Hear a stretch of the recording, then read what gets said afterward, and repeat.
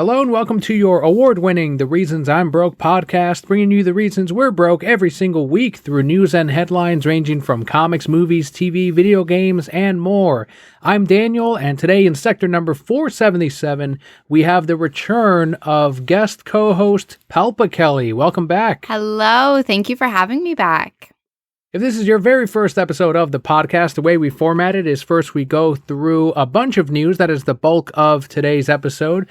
We end it with the Brocat Block, which is what Kelli and I have been doing this week while we've been watching, playing, reading. It's the portion where you get to know the hosts a little bit better on the more personal side. And then at the very end, we are going to have our Venom, There Be Carnage review. And that will be a spoiler review. We're going to put that right before the Brocat Block, though, so you'll get the bulk of news regular this week. In case you haven't seen Venom 2, that will be right near the end. So let's jump right into this week's news.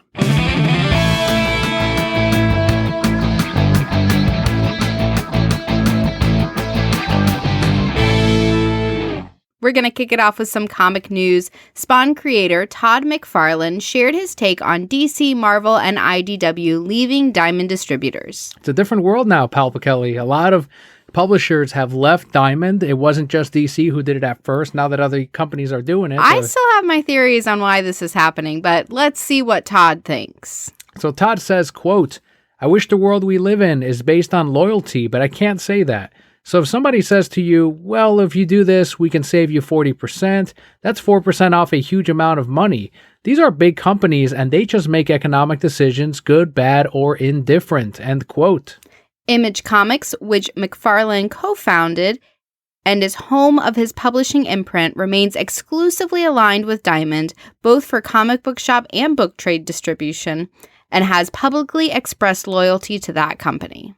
So he doesn't think that any of these companies should be leaving Diamond. He thinks they should stay, and he has decided, or it sounds like Image Comics is there to stay with Diamond. So there's a few things that are happening here. One, he was not offered the 4% savings that the rest of them were.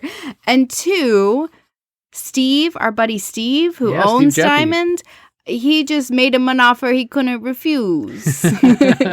Probably to kill him if he left. That's probably what ended up happening. Honestly, it really is. I had been talking about it over the last couple of weeks on how comic shops now have 3 different distributors at the very least for just comic books. So you've got Lunar for DC Comics, Penguin Random House for now Marvel and IDW, and I hear Dark Horse as well.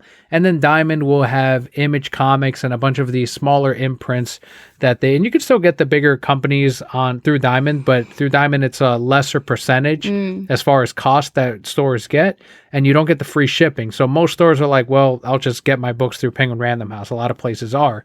Very different. I don't know if we're ever going to get a consolidation of these. I don't know if any of these are going to come back to Diamond, if there's any kind of matching. As the world of business often goes, things go in cycles. So I wouldn't be surprised if several years from now, we see all these come back, and maybe not necessarily to Diamond, but maybe with some other company, or maybe Steve changes the name and we're going to call it Opal House or some quartz. He could always buy up somehow with money of sorts, somewhere found. He could buy up Penguin Random House. We're going to change it to Penguin Diamond House. But anyway, I digress. I miss this man. What's he been up to? He's currently running Diamond, doing his best. Perfect. Not saving people 4%. Anyway, I digress. How business works is things change, right? You're going to separate, and then eventually it's probably all going to come back together to one distributor, and then a few years later it's all going to separate again because people think they can do it better and save more, and et cetera, et cetera. It's a never-ending cycle. So right now, very challenging. I'm sure there's still challenges in the shop of trying to learn how to juggle all these things with different deadlines and different times that they need things. But it'll all go back to one place eventually, I'm sure. As you mentioned, things do change, and they have changed over on the Walt Disney side, as Disney and Scarlett Johansson have settled the lawsuit that she filed over payments related to Marvel's Bland Widow. Bland Widow? That's what the internet's calling it. Is that what we're calling it? Okay. Great job, internet. So Deadline notes that Disney's settlement with Johansson will run to more than $40 million when all is said and done. So the actress signed a deal for the film to be released exclusively in theaters. This was years before COVID-19 or Disney Plus were even a thing. And if the film reached a certain box office milestone when it played in theaters, then Johansson would nab a bonus. But Disney opted to release Bland Widow on Disney Plus Premier Access simultaneous with the theatrical release, so that ended up potentially hurting her box office earnings, and it definitely did, I think. We do have a quote here from Scarlett who said, quote, "I am happy to have resolved our differences with Disney. I am incredibly proud of the work we've done together over the years and have greatly enjoyed my creative relationship with the team. I look forward to continuing our collaboration in years to come," end quote. Very different tune than what was previously on there. She just got 40 mil, of course it's a different tune. Like just 3 or 4 weeks ago, we had covered right here on the show how her lawyer was saying, why do they want to take this behind closed doors? Why don't they want to have a public testimony and case and all of that? They do, well, what's the big deal? And they were accusing them of being sexist towards Scarlett. And I was just like, you say what you have to say to get your client paid. And Disney needs to pay up. And sure enough, they did. To all the people that were like, whoa, she's going to have to come to my house and get my money. I'm not going to hand her. It's like, yeah, she got your money. You handed it to Disney when you paid your $30 on Disney Plus or when you went to theaters. And now she has Disney's $40 million. This was the right thing to do. This is what they should have done, and this is what they need to do for other actors that might have fallen under this same trap. Anything to make Disney lose money. I'm just looking out for the creators. For sure.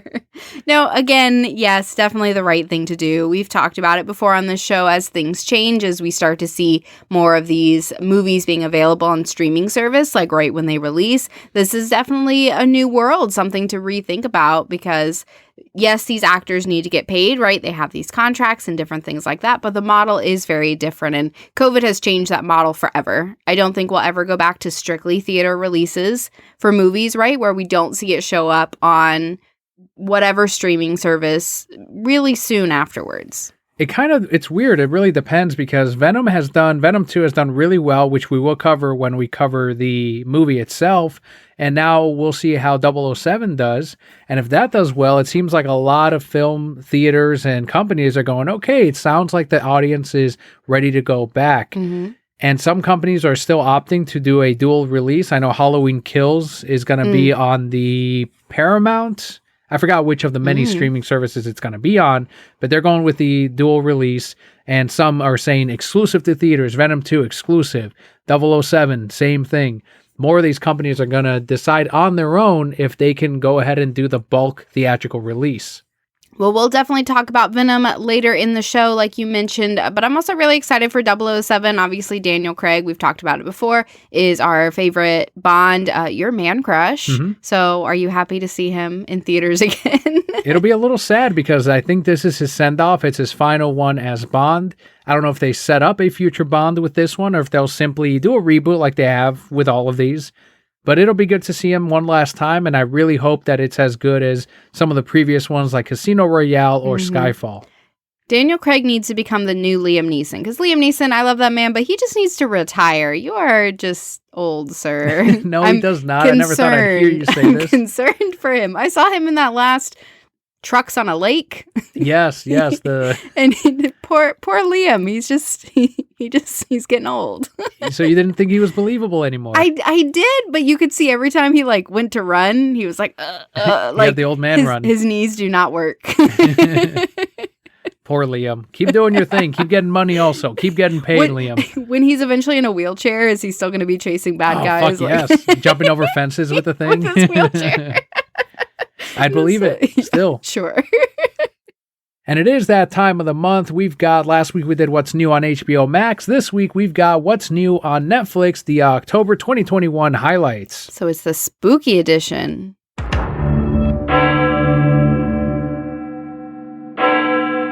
I don't think there's any horror movies really. Maybe one, but let's get into the list here.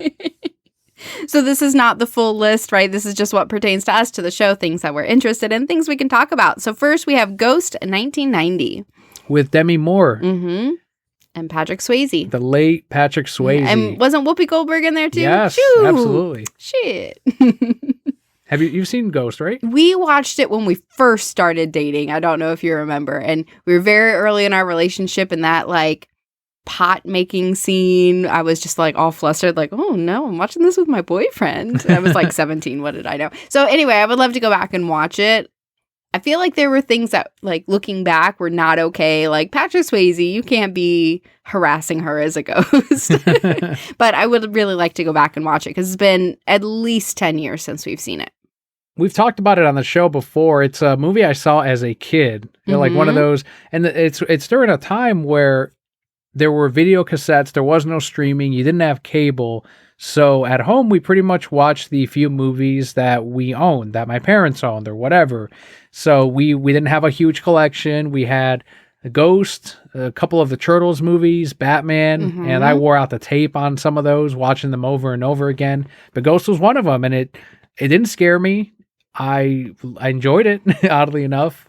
But I didn't really know what was going on. The whole, why did he get killed? And it was over his employee who was doing something. I didn't know. I just like seeing the different ghosts and him going through the train thing. And it was just kind of neat to see. So it's very nostalgic for you. Yeah, definitely. I love that. It's because your mom was in love with Patrick Swayze. That's why you owned it. I think she likes Patrick Swayze. Yeah, that could be.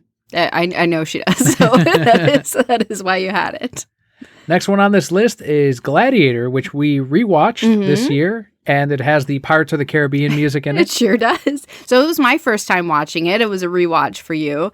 But yeah, every time that Pirates song came out, I was like, oh, or this is just the sequel or the prequel to Pirates of the Caribbean. Was it not the same director, but it was the same sound producer, right? Yes. And his name was Klaus something. And so, yes, it was the same sound guy. And I was just like, you just remade this for Pirates. And nobody said anything. No, nobody said anything at all. They're like, this sounds great. It sounds piratey. Right. And they didn't look at his references or his previous work or anything. They're just like, perfect. Let's go. Nailed it. But I love how that's the Pirates of the Caribbean song, not the Gladiator song. Yeah, that's the problem right there. I just am who I am. I can't help it. In case you're living under a rock, Seinfeld finally hit Netflix. It is away from Hulu. You can still buy it on Vudu, I believe. That's where all the seasons are available. But on Netflix right now, seasons 1 through 9, this was a huge get for Netflix, especially after they lost out on Friends and The Office. But now with Seinfeld, I'm assuming it's a long-term contract, maybe as big as The Office is. Wow. Yeah, I know you love Seinfeld. Is your favorite show one of your favorite shows? One of my favorite shows, for sure. It's my favorite sitcom, if that's what you want to count it as. Sure. I don't know if I ever told you, on the same lines of Seinfeld, if you guys have never watched Curb Your Enthusiasm, that's hilarious also, and same kind of humor, which is what you really enjoy. But Curb Your Enthusiasm, that's actually my boss's favorite show. And I was like, how do you know about this show? I felt like we were the only ones who knew, but apparently not. Season 11 is going to hit HBO Max this month. Wow. I know what you're going to be watching. Yes. Every night. It's like on the 24th or something. Maceo and I were both like, yes. You should have it like a viewing party. Just stay up all night. We should. We're too old for that. We can't stay up all night. That's true too. Please. Up next on this list, we have Titanic. It's easily been over 5 years since I've seen Titanic. Maybe it's been 10. I think I only saw it the once, and it was right when it came out, so I was probably really young, like 13, and should not have been watching it. And we had the volume turned down to 2 in my friend's room, so like nobody could hear it, and we watched the whole movie. I think I've told this story on here before. And then I went out later in the day, and I heard the song, and I was like, my parents are gonna know, just because the song was playing. You know how like your brain works when you're a kid. So anyway, I'd like to watch it when I'm adult and not freaked out that somebody's gonna catch me. I don't know why the part of the movie I remember the most, it's Billy Zane taking that random little girl and saying, I have a child. I have a child. Please. She's all I have left. And then they let him on the boat. I just remember like the violin men. They're like, we're just going to die anyway. Let's just play our violins. Yeah, they just play until the whole thing sinks. Or the old couple that's hugging in the bed as their room is flooding with water. No, stop. There's all kinds of images like that. I would probably cry too much. I can't. I'm going to watch it anyway, but I'll cry. Have you seen those memes of what Titanic, how you summarize it? Yes. Which one are you thinking of? Because I know which one I'm thinking of. Well, go. It's probably the same one. Go ahead. The one is, this is just a story of an old lady who got some dick on a boat. Yeah. That's my favorite one. I'm like, yeah, old lady. The most kid-friendly of this list right now following Titanic is another Netflix exclusive or original, whatever they want to call it. You can only see it in the US here on Netflix, is Pokemon the movie, Secrets of the Jungle. Cool. What Pokemon is it about? Probably a new one that I have no idea about. Probably one of those Tapus. Are we way past the Tapus? Way past the Tapus. Shoot. We're in Where some unknown territory. Oh, I know the unknown. I know about those guys. I posted a booster pack opening the other day, and I'm like, oh, I don't really know. Like, I'm not even reading the names right, I'm pretty sure. I'm like, oh, Nubby, and the Firefox logo. Yeah, there's a Firefox logo? There's Stop like another Fox Pokemon, yeah. I can't. Wild. Well, we'll have to watch it. Leo really enjoys Pokemon, so I'm sure he will enjoy watching this one. And he probably knows the Pokemon that we don't. He also enjoys Dino Fury, which is the Power Rangers show, and season 2 is releasing. Woohoo! You don't like Dino Fury? I don't like Dino Fury. However, the Green Ranger is a woman in this, so I have seen the first season many, many times until I told Leo, "Hi, no more. Let's find something else." But I have heard that the Green Ranger is actually a lesbian.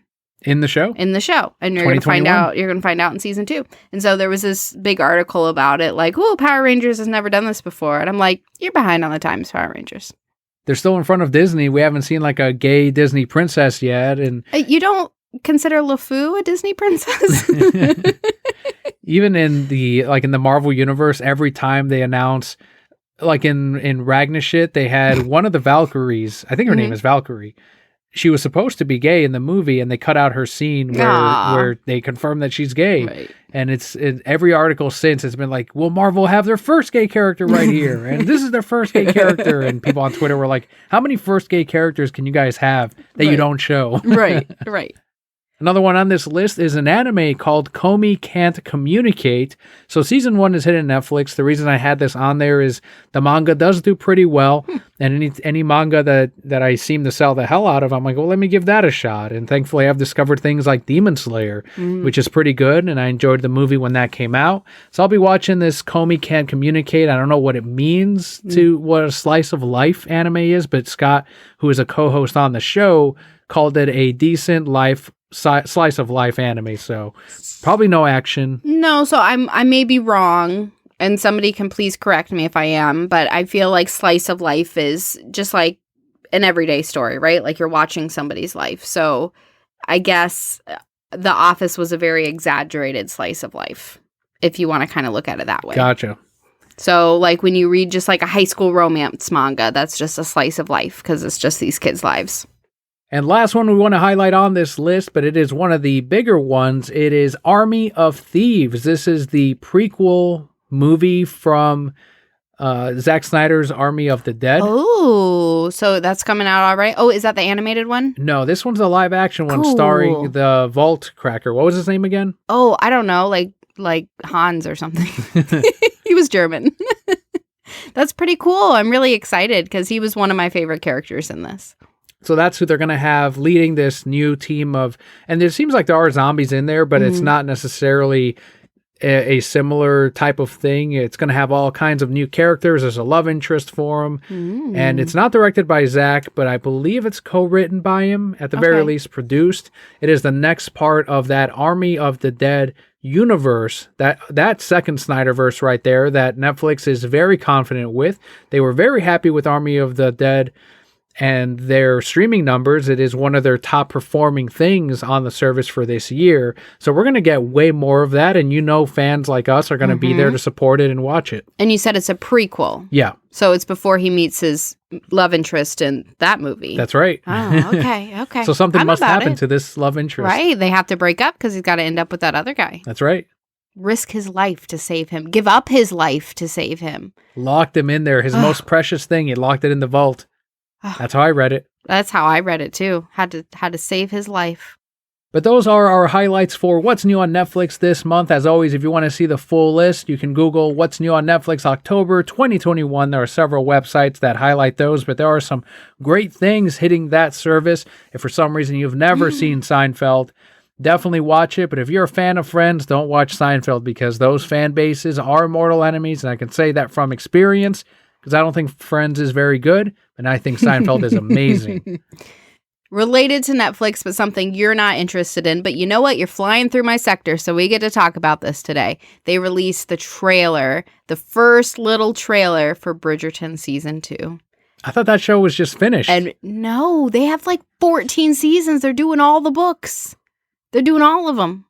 That's going to be, by the time 14 comes out, those actors are going to have like 8 times the contract earnings that they started with. Probably. But my heart is a flutter because I did really enjoy the second book. I tried to read the first book. Wasn't really about it because it's very different from the show. And I think I watched the show first before I read the book. And that was probably a detriment to myself. But I did read the second book and I'm just so ready. It's called The Viscount Who Loved Me. So you saw all of season 1. Yes. All caught up with it. Yes. And when season 2 drop? I don't know. Are they doing the, like, all episodes all at once, kind of like Lucifer and everything else? I believe so. I think that's the model that's worked well because then people like me can binge it. But you know they gonna make that season extra spicy because all these crazy moms were like, ooh, Bridgerton is so spicy. And that was the only reason we watched it. It was a good story, too. It was a great love story. But you know they're gonna make season 2 extra spicy. What's the big one right now? The Squid Game? Yeah, I don't know anything about it, but it is blowing up on my Facebook. People say it's really good. I am still trying to get through Lucifer, which I guess we can talk about in the Bro Cat block, or if it doesn't really matter. But that is with the little time that I have. That's a show that I'm invested in right now. Talking about binging things. You haven't even binged Lucifer. I don't. When do I have time to binge That's things? what I'm saying. You will not be binging no Bridgerton. You doubt me. And you know what happens when you doubt me? Do you like Bridgerton more than Lucifer? No, I like Lucifer more than Bridgerton. There you go. And that you haven't binged. Well, because I want to savor it. It's the end. This is it for Lucifer. When I get to the end, there's no more. There's nothing. And that makes me sad. That does round out our bulk of news this week. It was a little bit lighter. We had to record a little bit earlier in the week to accommodate the different co-hosts, including yourself. This week ends up being Leonardo's birthday, so we've got a couple of nights already booked with our different family members, which we're really happy about, that they're close enough that they can celebrate Leo's birthday, but that's why we had to record at a different time. Still releasing as usual. Nothing changes on your end as a listener, as a broquette. But for us, that kind of explains a little bit of that lighter news week. But that's why we do have the spoiler-filled review of Venom, Let There Be Carnage. In case you have not seen the movie, this is your spoiler warning, or if you do not care, then whatever. But otherwise, you can tune in again later on and come back for Venom and the Brocat block. That's your warning. Let's jump right into some trivia for Venom, Let There Be Carnage. Why me? We are family.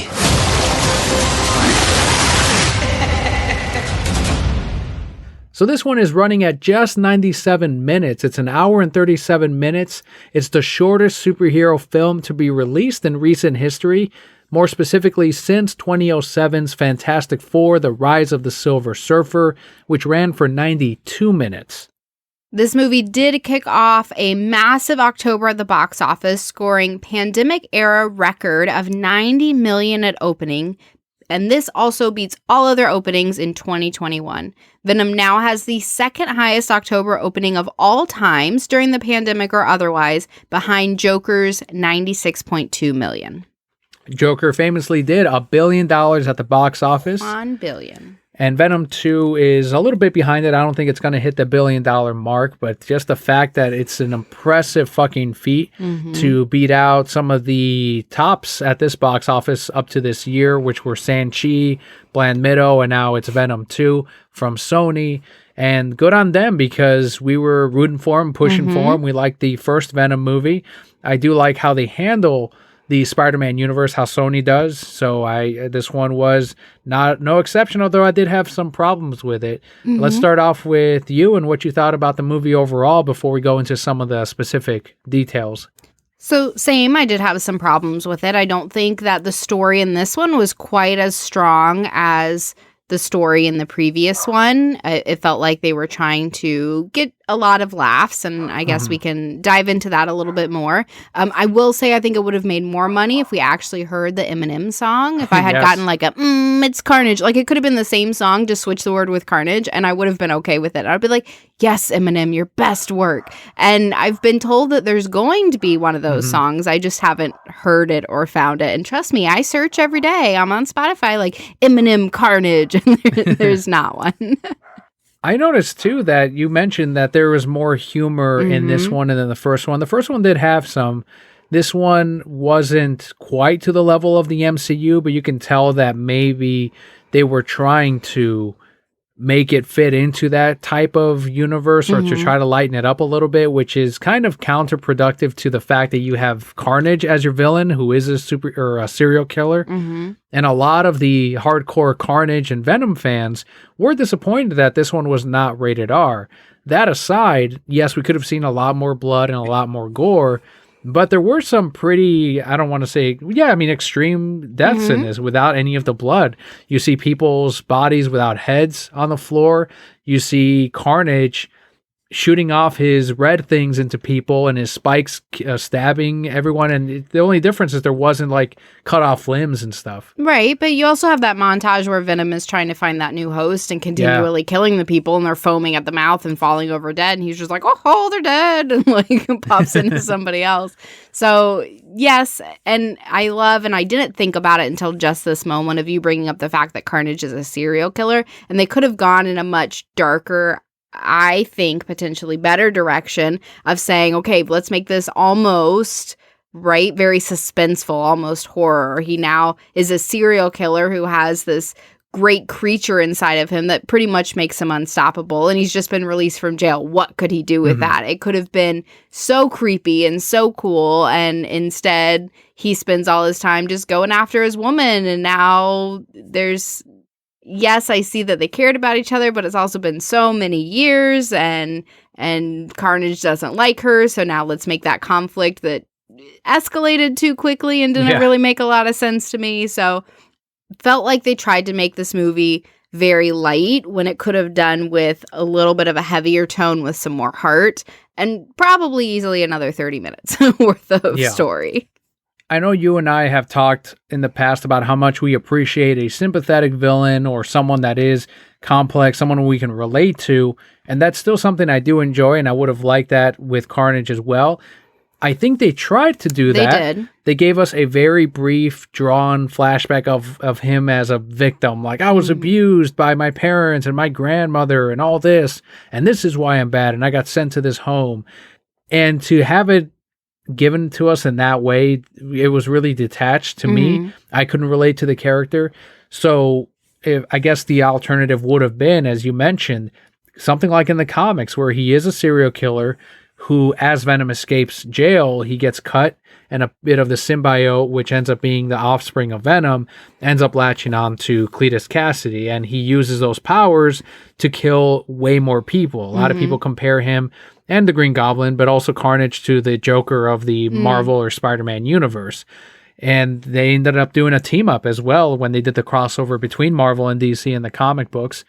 So if they had taken that route with Carnage, in this case, I think it may have worked better. I don't know, but I was on the same side of you of like, okay, he's never had that love interest that I know of in the comics, and they tried to make it a thing with Screech, I think was her name in this, and it wasn't really that interesting. And I get that they needed to have a conflict and show us that the symbiote and Cletus were not as harmonious as Eddie Brock and Venom, and that's why they didn't work out. But I think there could have been a different way to show that. Here we go. I'm going to lay it down for you, because my brain's been spinning and I got it. So that extra 30 minutes I said they needed should have been either flashbacks or the first 30 minutes of this boy's life and how he's growing up. And so you're really in his head the whole time, right? And you not only have him as a kid, right? He's at home, he's getting abused by his parents or whatever. And maybe you find out later that he killed him. I don't know. But you go through his whole life. And then maybe even when he's a serial killer and you're like, man, kid, I liked you, but now you're doing the wrong things. But the way that you point out that they're not harmonious is Cletus, as a serial killer, has a certain way of killing people. And Carnage is like, let's just bite off their heads. I just want to eat their heads. And he's like, no, that's not what we do. It's an art. This is how we have to do it. And then that's how they're not harmonious. Boom. Thank you. I'm going to drop the mic. I'm out, guys. That was my best work right there.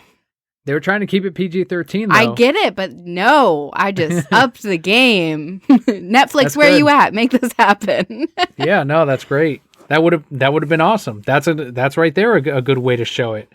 And Eddie Brock and Venom did have that too, but they came to an agreement of sorts at times. And I know Venom really wanted to eat human brains. And I don't know if they ever solved that by the end of it, right? They didn't. And what I wanted to happen, and I know I told you after the fact, is so apparently when they eat brains, they get stronger. And Eddie's been forcing Venom to either eat chocolate, which has the same chemical, or chicken brains, which chickens don't have brains. So why would you pick a chicken? But anyway, I digress. And so in the end, Carnage has Anne, the love interest of Venom, and is gonna like kill her, and Venom's trapped under a thing. He's like, oh, I'm too weak. And then Anne's fiance comes up and it's like, you can do it. And they're like, yeah, we're friends. And then they go. And I was like, no, he should have been like, you need brains? Here's mine. Like, go save her. Like, she's worth more to me than my life. And then you could have cried because he sacrificed himself. Even though no one liked him. No, still. But it still would have, I would have liked him in that moment. I'd been like, yeah, Dan, you're pretty cool. Was his name scarf. Dan? What was his name? I think it was Dan. I would have been like, yeah, with your little scarf and showing up with your flamethrower that you suddenly... Anyway, I digress. They also took the time to try to show us how he was still dealing with that, a breakup that they were engaged in the previous one. And I thought they had kind of established that they were sort of going to be together. And then to try to continue the story for the sequel, they're separated again. And she's with someone who is more, she says, he makes me feel safe. And someone that's more established, someone that's not all over the place like Eddie Brock really is. I mean, you look at his place and it's kind of insane. And his behaviors are a little crazy. Absolutely. That was maybe the thing I disliked most about Eddie Brock. And again, I realize that I'm a mom in my 30s and I'm like, get yourself together, man. Like, no wonder she doesn't want to be with you. I get that you got Venom in your head and it's a lot. I recognize that. But even when he left, like, you didn't get any of your shit together. You're more worried about your $2,000 TV than literally anything else in your life. Let's talk about the performances by Tom Hardy and Woody Harrelson, both incredible actors.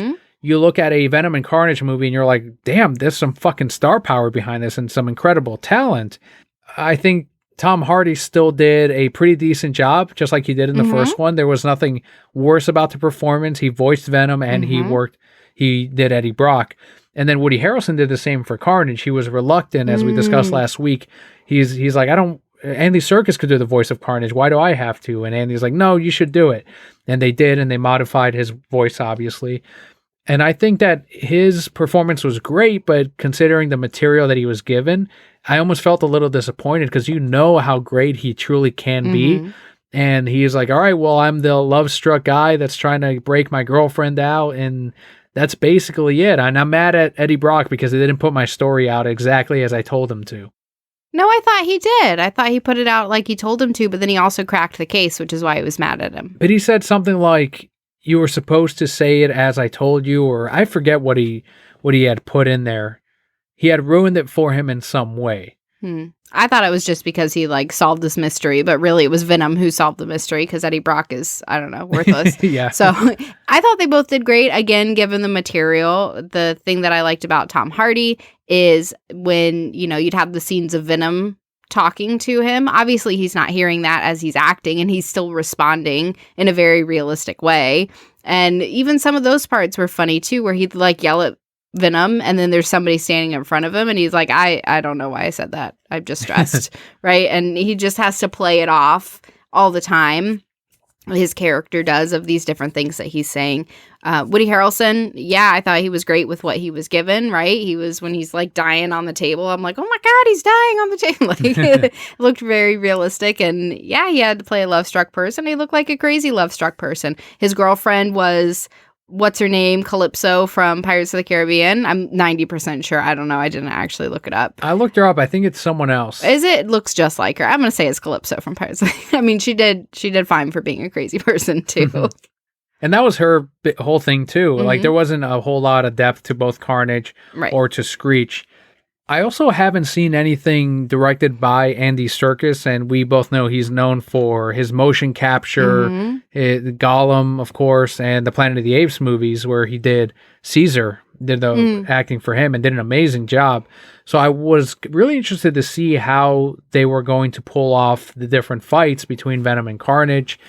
Aside from maybe the scene where Venom is giving that speech in that club or whatever, that feels like the only time where I'm like, okay, they're using some kind of motion capture thing. Maybe it's Tom Hardy under there. I don't know who's doing the work. But otherwise, like the big fight between Venom and Carnage, it seemed like you didn't really need to have someone like Andy Serkis behind the camera. It's almost like any person could have done it themselves. Right. And it's fine, but I just kind of wanted something a little bit more elevated than what we got in Venom 1. And the fight was okay between Venom and Carnage. It wasn't anything crazy. We got that cool shot of, as you mentioned, up against the stained glass of Carnage, and you said it was Kingdom Hearts. Yeah. It looked just like a Kingdom Hearts villain. But outside of that, I don't know. Maybe we didn't get enough fighting between the two. I don't really know what I was looking for there. I think it was just a little more depth in general. So the movie as a whole, for me, feels like there's just 30 minutes missing. Just something missing somewhere, because even during that fight, we're trying to show the conflict, because obviously Carnage and Cletus are going to separate because they're not harmonious, right? And we've introduced this love interest, so you can see it from 47 miles away. It's going to be because of this love interest, because she shrieks, which hurts Carnage, right? And Cletus is going to say, no, we need to keep her around. But even that conflict there, she screeches once, and he's like, oh my God, don't do that. Yeah. It hurts me. And then she doesn't do it again. And then he's like, that's it. I'm going to shut you up forever. Yeah. And I was like, what is she? She didn't do anything. She literally did it once and then stopped.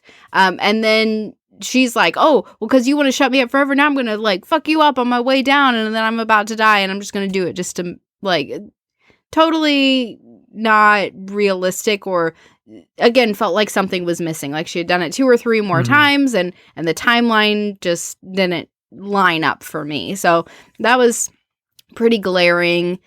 You know, these two monsters are here in the city, and there's not really any law enforcement trying to stop them. They're flying around in a helicopter, but not really doing anything.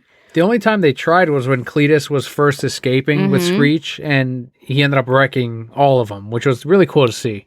Yeah, that was pretty cool. I liked when he was escaping after he almost got killed in the whatever room. But then he had like super beef with that guy who was in charge of like killing him. And I was like, was there something else? Did he antagonize you? Because I feel like this is the first time you've seen him, and now you're just gonna, I mean, you tried to kill me, so I'm gonna kill you. Sir, there were a lot of people trying to kill you. So the one guy that he got was the one who lost his hearing in the one ear, which she wanted, right? Screech wanted.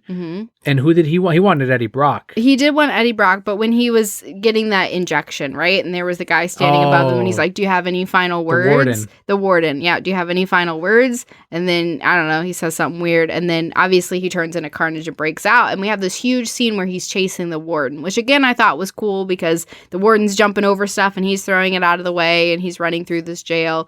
And all the people are like, yeah, get him, whatever. But I felt like that was the first time we had seen the warden. And he's like, do you have any last words? And then he kills him. He also turns into a tornado, which was weird. Anyway, I digress. Forget about that. But I felt like it would have been better if we had seen the warden, like, I don't know, also abusing him, right? In the similar way that his parents did, maybe verbally, mentally, something like that. And that's why he has so much beef with him. Like, this man was just doing his job.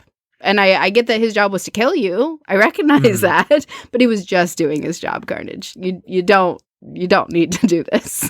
So you can have that line of him in the tornado. Do you have any final words, Warden? Yeah, that's what it was. But again, I didn't understand the animosity, because we only saw that one piece of him doing his job. The other part that as I was watching it, he's driving and he's seeing Carnage in the rearview mirror, and he's like, I want Venom. Well, I know who Venom is, and you get me this, and then I'll get you that. All right, deal. And that's how they immediately are like, I don't know why I felt like Carnage could just be like, no, I'm controlling your body, just like Venom does with everyone else, so I'll just go find them. Right. Yeah, he easily could have. And that's something they could have gone into a little bit more. It felt like in the very beginning, and what kind of would have been cool to unfold is it felt like in the beginning that Carnage really didn't have a voice, that he was just a thing. Right. And he became more sentient as things went along. And it would have been cool to kind of see that progression, right? Of, oh man, I got these powers because I have this thing in me. And now this thing is trying to take over what I'm doing. And it progresses from there, which would have made a lot of sense if they had explained or done something like that. Because then it would have been, oh man, I have these powers. I'm going to go get this guy because I'm in control. And then towards the end, and we kind of saw that towards the end, he wasn't in control at all, and Carnage was continually trying to take over. And we never got the question still, or the answer why Carnage really wanted to go after his dad, Venom. It wasn't said.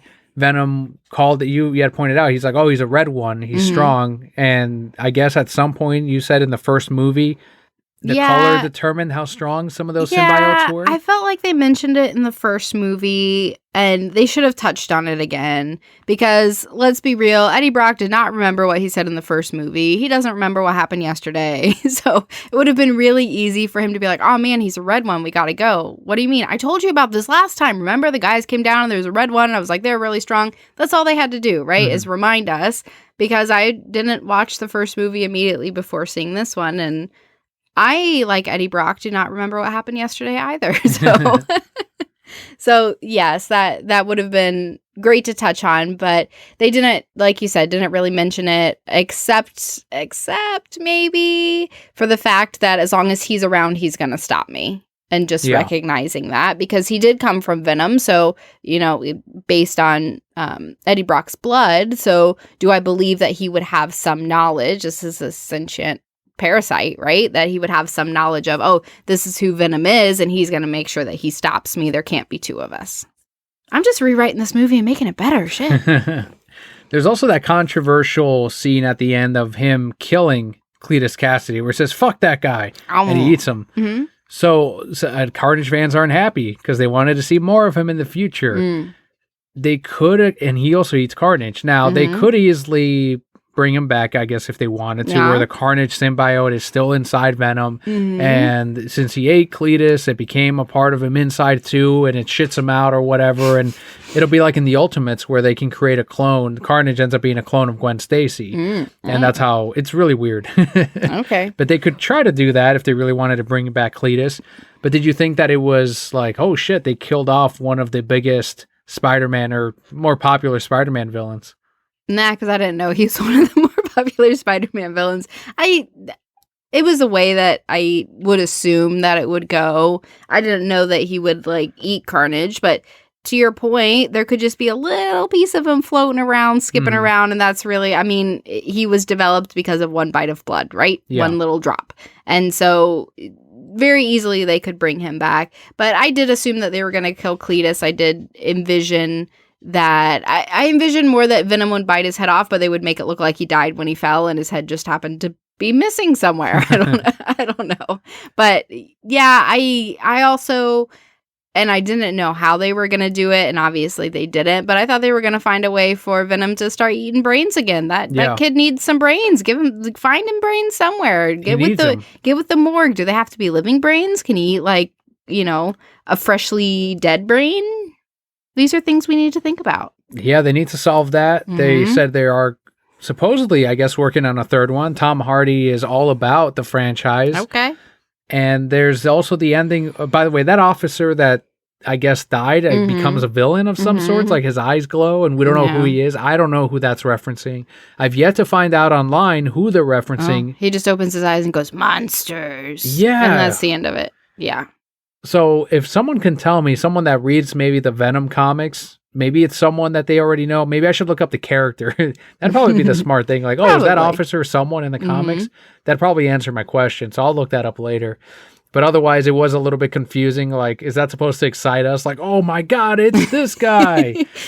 It's not like in the first movie where Cletus Cassidy, everyone knows, who's watching the Venom movie knows who Cletus Cassidy is. It's like, oh shit, they're doing Carnage. And his hair's going to be a lot shorter in the next one. Less comic accurate.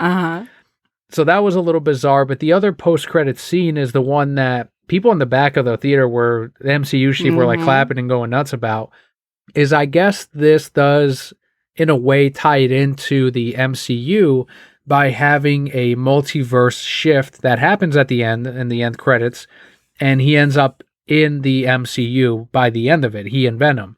And Venom does kind of hint at this by saying, we've lived thousands of years, I have skeletons in my closet, whatever it may be, and we've traveled throughout different universes. So he might know that Peter Parker. It looked like he did. He licked the screen when he saw it.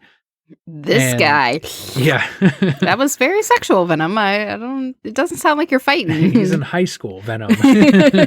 You're thousands of years old.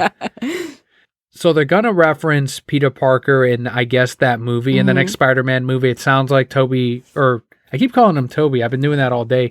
Tom Hardy will be in that new one as Venom. It's not something it didn't work on me. I'm not going to go see Spider-Man. No way. It's cinema.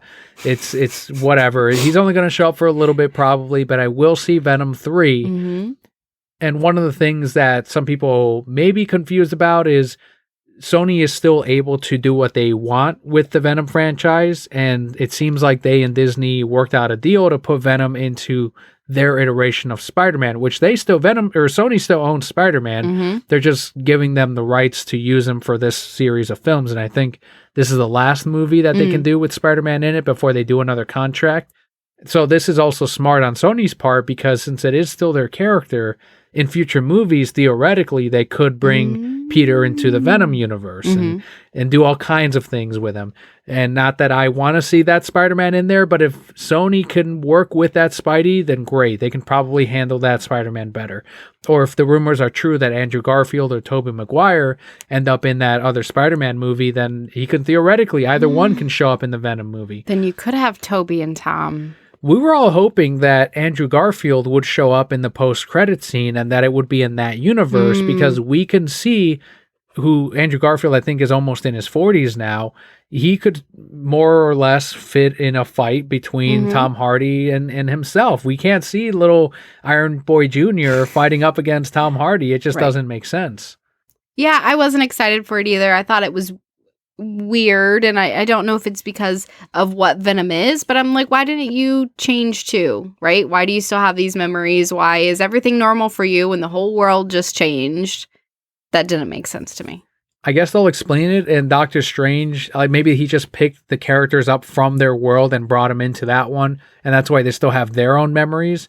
But Venom apparently has already traveled in different universes, and that's how they explain it away. Like, I've traveled in different universes. Well, I know shit. You know, they probably cut off the trailer when he's like, what about Venom? Can he remember me too? When he's like, Aunt May and MJ and Venom. Let Venom remember me. I like that guy. That was the first time we had seen the No Way Home trailer, and we're like, ugh, the whole time. No way. Let's go home. So let's give your concluding thoughts on Venom, Let There Be Carnage. Should they go out to theaters to watch it? How's it compared to the first one, or in the world of Spidey or superhero movies? I still think the first one was better. I think that there was more story. This one was still enjoyable. There were things that I liked. Some got some genuine laughs, like chuckles out of me, for sure. And I enjoy the world that they're building. I think that it's a lot of fun. So would I say, yeah, go out and see it? Sure. I did really enjoy it. I overall think it's too short and that there could have been a deeper story in there, but very entertaining compared to, obviously, better than the Marvel movies. It's better than most of the MCU. Exactly. Better than most of the MCU. Better than probably Suicide Squad Jr. Pedo Squad? Yeah. Are you talking about it? Yeah, I haven't seen that one. Yeah, so probably better than that. So better than some of the superhero movies that we've gotten recently. So my consensus is, if you enjoyed the first one, yes, go see this one. That's exactly what I've been telling people at the store. They're like, did you see Venom 2? I'm like, hell yeah, I did. You like the first one, you'll like this one. All right, great. So that's all you need to know, really. Yep. Let's go ahead and finish off with the final part of today's episode. It is the Brocat Block, what Papa, Kelly, and I have been doing, watching, playing, reading, and or all of the above this week. Ooh, that's a lot. Since the last time we talked, I am still loving my job, working on my career, something I'm very passionate about and making big strides in, so that's great. I'm not playing anything at the moment, but I am considering picking back up Pokemon Snap because I still haven't played those new levels. Please don't tell anybody. Yeah, the DLC. Sorry, guys. So I do need to play those. Watching Lucifer very slowly. I'm only 2 and like 20 minutes into an episode. And I would have watched more, but things I've been doing is our son caught a stomach bug and was puking for an entire day. So I was in the middle of Lucifer when I hear, Mommy, what? And I was like, oh, okay, we're done with Lucifer. But Lucifer is slow going for me because I don't want it to end. And this is the last season. And I've heard there's going to be a lot of tears in the last episode. But still one of my favorite shows, so I'm really enjoying it. And reading is my romance novels. So trying to find a good one. I've hit kind of a roadblock where nothing really is striking my interest right now. So I probably need a palate cleanser of like Blue Aliens or something to continue forward. Blue Alien reading porn, right? That's what these are? Essentially, yes. There's story too. There's romance. There's conflict. Can it be the Andalites from Animorphs? The who? I never watched the Blue Aliens? Okay. But there probably are. They have 6 packs, 8 packs. How did they describe it in the book? They're on the covers of the comic. Somebody of the books. drew 8 packs on the covers.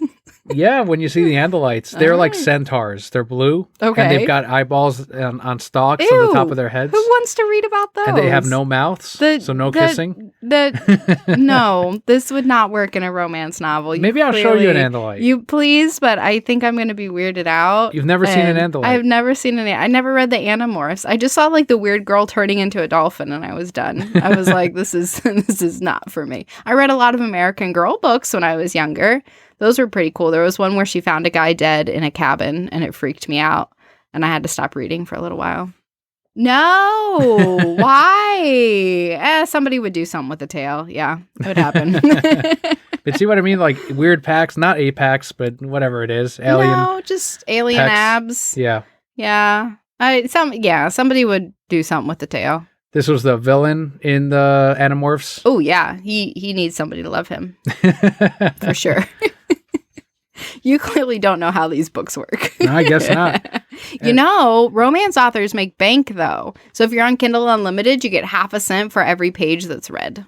And there was also the Hork-Bajir Chronicles, which had a romance between these two. What? That's a female Andalite. They're more purple. Okay. And I believe... I'm trying to remember. I think he's an Andalite that gets stuck in a Hork-Bajir's body and they can't be together. What's a Hork-Bajir? It's another alien. I'm just very confused. Why are kids reading this? Was this your introduction into like adult romance books? There was very little. I mean, there was some romance in Animorphs, but it's been coming up again because there's the graphic novel that just released. And I think Neil just picked it up. I think I saw him post that on Instagram. So I've got to track one of these down just out of curiosity to see how it adapts. That's how it all starts. From books to, I guess, comic format. That's how I started with the Blue Aliens. It was curiosity. Here we are, 22 books later. I'm also glad that Leo only had the 1-day stomach bug because last time it lasted, what, like 4 or 5 days? Almost a week? It was a little over a week. I think it was a week before we took him to the doctor and started getting something. So, yeah, it seemed very much like a 24-hour bug. So he asked for food at like 7 p.m., at like 6 p.m., I gave him something to eat. He didn't finish it, and then we play this. I guess it's not really a game. It's a game of wills where I'm like, okay, Leo, it's time to take a shower. Like, I'm gonna take a shower, and if you don't take a shower, then you have to sleep in your own bed tonight. You don't get to fall asleep in mommy's bed. And then he'll crawl up in my bed, and I'll be like, okay, Leo, he's old enough, right? He can come and get in, and then he'll just fall asleep in my bed anyway. And like, take this, Mom. Like, I didn't take a shower, and I slept in your bed. And so that's what happened. He fell asleep at like 7:30, and I was like, well, that's really weird, but he's had a busy week, right? He's probably tired. And then at 10, so he must have started feeling bad then. And then at 10 that night, he just puked all over our bedspread. It was great because it was like cinnamon raisin bread. And move on. And then it was literally, I think about 8 p.m. the next night where he's like, Mom, I'm hungry, and ate a whole sleeve of crackers, and he was fine. Thank God. Yeah. I mean, it's tough. Anybody who has kids, it's tough because even though he understands a lot, he still doesn't really understand. And he still can't really tell us exactly how he's feeling, right? My tummy hurt is very different than I'm nauseous. I have, acute pain. I have, it's lower stomach versus upper stomach, right? Very, very different things that he just can't tell us. So he just wanted to cuddle all day. I was fortunate. It had worked out. It was my day off from work. So not really the way I wanted to spend my day off. But, I love the little guy. So I wanted to be there for him. And he just wanted to cuddle and sleep. And so that's what we did. He got right just in time for his birthday because we're going to be celebrating that later this week. He's going to be 4 years old. And Nick was just on the podcast, and he's like 4 years old. To him, he thought we still had like a baby. That's how quickly time has gone. No, a baby, no. Yeah, he gets bigger and more independent every single day. Right now, everything is, I did it by myself, Mom. I did it. And I'm like, great. Yes, you keep doing those things by yourself. Still thriving in school, right? He's got 2 girlfriends, one at school and one at mommy's gym. And just a very personable, sweet little boy. His teacher tells me every day I pick him up, like, he listens so well. He wants to help. He wants to participate.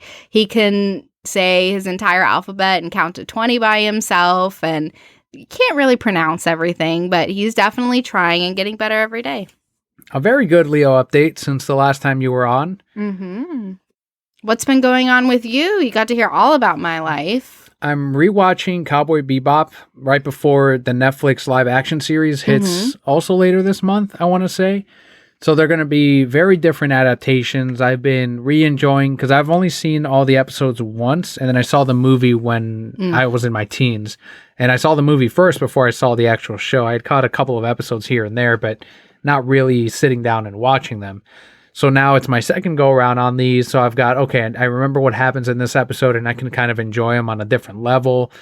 I haven't jumped back on Seinfeld because I've been watching those slowly on Vudu. We own them on there.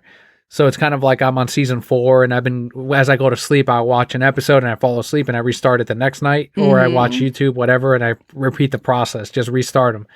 I also got around to playing with some Streamlabs OBS software, is what it's called.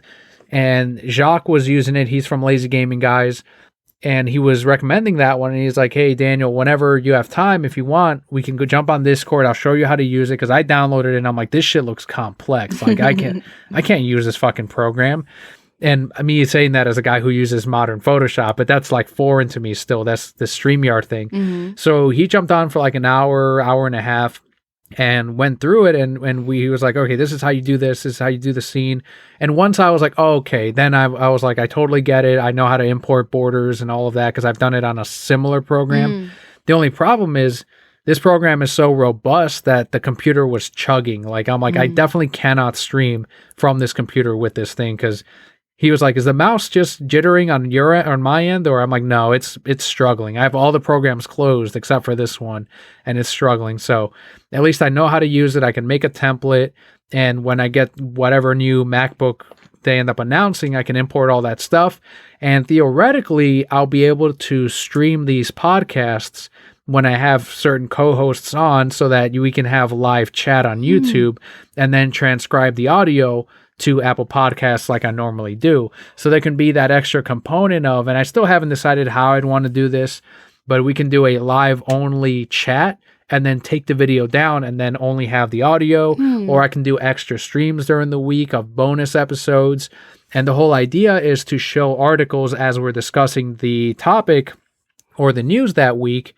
And apparently people are big on having a visual podcast. Like, that's a big thing. And I'm not saying that that's what the show's going to be. All I'm saying is it'll also have that visual component, which is easy to do because it's just streaming. I don't have to go back, edit a whole show just to put it on video. The border's already there. The camera's already there. It's basically what I'm doing now, but there's going to be a camera on and it's going to be online. And occasionally I'll have to say, okay, this person said this, which I think could be exciting because people could participate in the show as we're recording the podcast. And I'm excited to try to give that a shot. And we're still probably a month out from trying the first one. I want to make sure I get it right. I want to make sure the borders and the themes and everything fit the Brocat Core logo, which will change over time as I tweak it. But that's been kind of a project that I'm excited to get into, but I can't really dive into it yet since I'm still working that full-time job at the comic shop. I'm down to 6 working days we had determined before I do leave. I'm going to leave next Tuesday, and that'll be it. I'm kind of trying to finish strong. the owner and I have talked about some of the transition things. I'm still very concerned about a lot of the things in the store, and because I've seen it in other employees that I've worked with where once they put in their 2 weeks, they get senioritis, they're done. And that's not something I want to do. And I don't think I could with this job, even if I tried. I've still been doing all my normal ordering, my normal tasks every day, not cutting any corners, want to finish strong because I do still care about the store. I still, and the owner, like the owner said, you helped put this together. So I do still have a vested interest in seeing it succeed, even though in 2 weeks, I won't have any control over what happens at the shop. And that's okay. That's something that as I said last week, it was my decision. And it was that time to get out of retail, get out of whatever you want to call it, customer service. And to get into something new and try something else. And as I told Scott last week, there's a lot of fear still in that because it's unfamiliar, it's uncomfortable. It's a whole new field. I'm going to be a beginner at something, and that's not something I'm used to. Yeah, it's not fun at all. And once I get good at it and I can start doing something, then I'm like, all right, I'm aiming towards something, and that's when I'm all right, cool, we're doing it. But until that happens, we're still weeks away from it. I still want to take a little bit of time to play around with the podcast and to get myself settled here, to get a routine at home before I start looking at truly applying places. Yeah, but I think as you've seen, and you and I are diving in this together because, and as I've always said, we're one team, right? We work together in everything, and understand that I'm so incredibly supportive of you in this decision because I do think it's going to be best for you. But there's a lot out there. There's a lot of really cool jobs that we've started looking at and kind of briefly just getting your feet under you and understanding, hey, these are the options. These are things that spark my interest and that I think you would be really good at and thrive, where you aren't in that customer facing role and you get to do the things that you enjoy, things you've learned from the podcast and through the podcast, and things that when you talk about them, I just see you light up. And that's the space that I would love for you to be in, and we're going to get you there. So I hope so. I would love for, and right now it's not a reality, but for this to be, a true source of income for the podcast to be, and I don't know if streaming is that answer or if that's simply going to be more extra income depending on how well it does. But I'm also realistic. I know that that's not currently a possibility, and I don't quite have the courage as someone who is a part of a family to be like, well, let me just try this full time and see if it works for a year. Some people can do that because maybe they live at home with their parents still, or whatever it may be. They have more comfortable income, more talented than I am, and can take off with streams and all that and build a fan base. But for me, it's okay, this is great. I'm having fun with it. It's not about trying to make it, let's make as much money as possible on this thing, because I would have quit, almost 10 years ago immediately. It's right now it's paying for itself as far as the upload costs, and that's great. If I can grow it beyond that, amazing. But until then, as you mentioned, I'll get into a different field, something that relates into the more fun stuff of like running a podcast or working social media, and you'll hear about it right here on the show as I make my little progress. That's kind of the neat thing about the Brokehead Core, is that they can come along on this sector and on these journeys. Well, I'm excited, and it was wonderful to get back on the show and talk to everybody. And for those of you who don't know me, hi, so great to be here with you this week. It's always exciting when I get to dip my toe back into this. Obviously, as I've said before, life is very busy on my end, so not as often as I think anybody would like. But it is always great, and I do enjoy coming on here and talking with you all occasionally and talking about my romance novels. Thankfully, we have a great slew of co-hosts as well that have been very generous with their time and then their rotation and then the different slots. So I've had to be flexible during my week, but it's worked. It's worked out okay. Like, there's been a hiccup here or there, which is going to happen when you have this many people rotating in and out. But I'm really happy with what the show has and is still becoming. It's still always forever changing and hopefully refining itself into what I hope it'll eventually be. And maybe there is no stopping. Maybe it's always refining. And I think that's the kind of the direction I want to go in.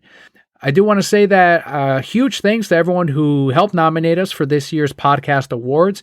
we did get the results, and we did not walk away with the Games and Hobbies win, but we did get nominated for the 5th year in a row. We last won in 2019, and we're going to try it again in 2022.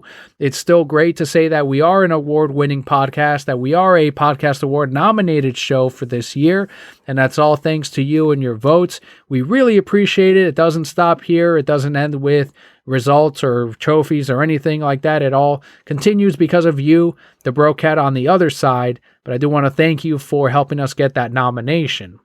If you want to connect with other Brocat Core members, make sure to join our Discord lounge. There's a link on today's episode to Discord. You can talk to most of the co-hosts. They are on the Discord, so in case you want to connect with certain ones, that's the place to do it. Or if you want to share memes, there's all kinds of different sections and rooms in there for Collector's Corner, for example. Whatever your Wednesday Warrior haul is, or if you bought a new statue, or if you pulled a cool card, share it on the Collector's Corner of Discord. Can I share pictures of all the romance novels I've downloaded? I collect them. If you collect them, yes, you can share them on there. Nobody cares about those. Nobody on that Discord cares. You send me some great memes. You can throw them up on there. I do send you some really great memes. I'm a meme queen. Thanks. Is that what it's called? Meme queen? Yes, a meme queen. I'm Emperor Palpa meme. Oh my god.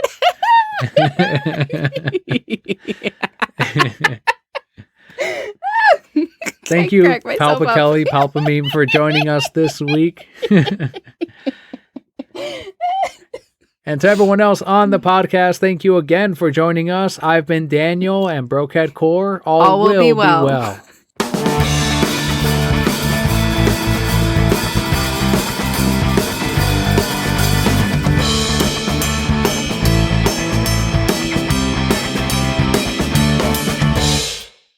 Did you catch any memes from when Facebook and Instagram were down this week?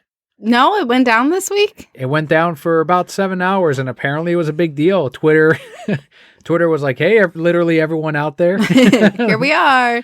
This shows how often I am on social media now, because I saw something about it, and there was a thing on my Facebook that said, hey, is this working now? Let me know if you can read this. And I was like, oh, did something happen? I don't know. I figured you would have known because you're always on Facebook. I was working, probably. I was probably glued to an oven trying to get food out. Well, at some point that afternoon, everyone went to Twitter to check if Facebook was down. And sure enough, Facebook updated their Twitter with saying that Facebook was down. So everyone immediately rushed to Twitter. Uh-huh. There was that meme of Tobey Maguire from Spider-Man 2 where he's holding the train back, and everyone's at Twitter right now. Holding everything together. Yeah, they were slugging along. Well, good for Twitter. I'm going to have to be on the lookout for some memes because I'm sure there's hilarious ones. I know there's some really great ones for Disney's 50th right now, and like the fist fights that are happening and running out. Yes, you didn't hear about that? No, I know there's the 50th anniversary. Yes. So here in Florida, obviously the theme parks are a big deal, and they released these 50th anniversary merch.